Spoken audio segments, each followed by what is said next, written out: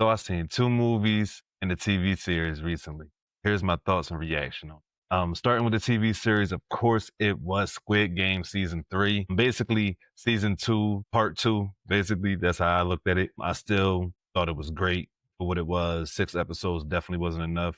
Even though they gave us longer episodes, I think they told a hell of a story. CGI, baby, me through a loop for a little bit because I kept questioning, like, is that CGI? And then as it got, you know what I'm saying, as it got closer, I was like, that's definitely CGI shit. But it really didn't bother me too much. The dad of the baby, of course, was a piece of shit.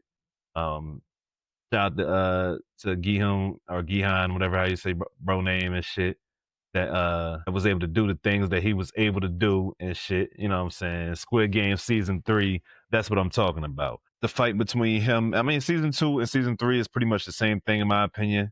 So the fight between him and the front man, I think it had a great ending in my opinion. Even when we saw the front man going to Guillaume's daughter in LA to give him his remainings, like his jumpsuit and the rest of his money from the first time he won this shit. Because remember, Guillaume didn't even win this jaunt. He allowed the baby to win by sacrificing this.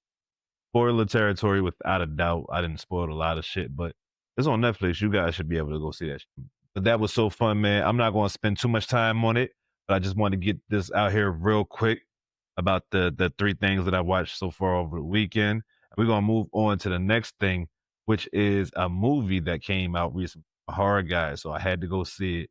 It was 28 years later. That's one of my favorite series. I watched 28 days later. I watched 28 weeks later recently just to get prepared for this. I caught a little bit things. I'm not great with the Easter eggs. That's why I watch New Rock Stars and all the other YouTube channels and shit. New Rock Stars is normally always the first one to pop to my head and shit. But there's so many other channels that I watch, man. I wish I could remember and give them credit.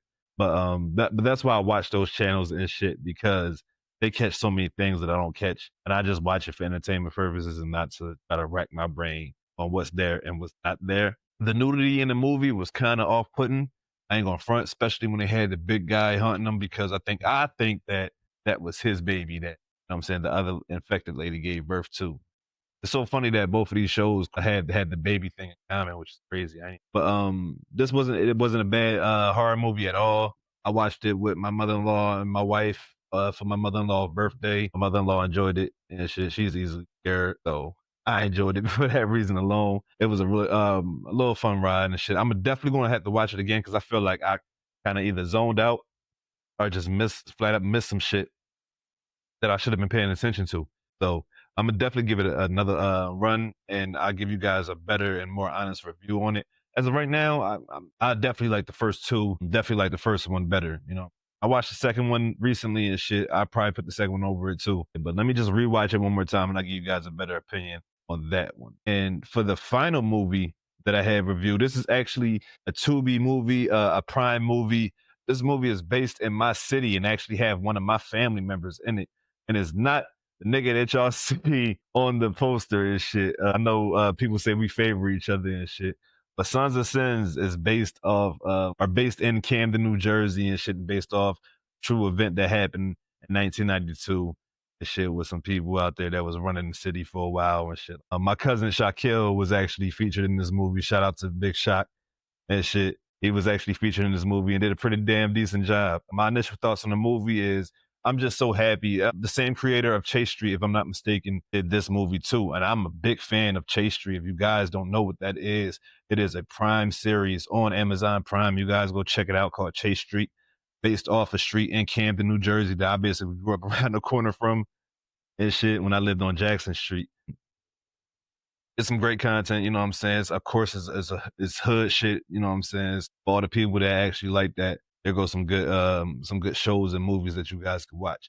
But this wasn't bad. I feel like the acting could have definitely could have been better, but for what it worth, it was definitely good. I actually liked the story a lot, based off a true story that I did not know about. I grew up in Camden.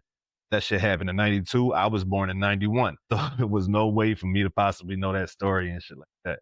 But I like that they was able to bring it to life, and hopefully we get some more of these hood movies, and not necessarily, you know what I'm saying, it don't have to be all guns and drugs shit, but you know what I'm saying, some movies based in and around and out of the city of Camden and shit. I'm 100% here for it.